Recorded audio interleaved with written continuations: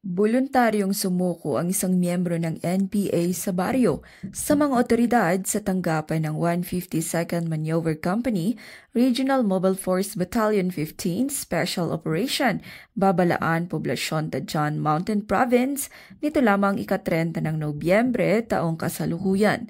Kinilala ang sumuko na isang lalaki at miyembro ng NPA sa baryo, non-PSRTG listed sa ilalim ng nabuwag na NDRC at KLG AMPIS. Kasabay ng kanyang pagbawi ng suporta sa NPA ay isinuko rin nito ang kanyang isang baril na homemade shotgun na walang serial number, markings at may 2 bala.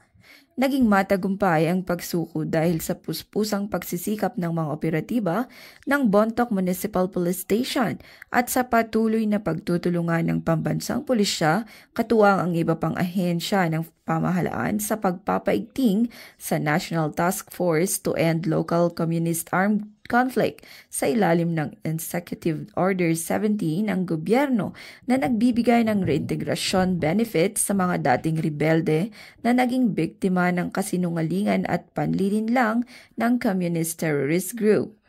Patuloy ang panawagan ng pamahalaan na magbalik loob ang iba pang miyembro ng NPA upang muling mamuhay ng payapa at makasama ang kanilang pamilya.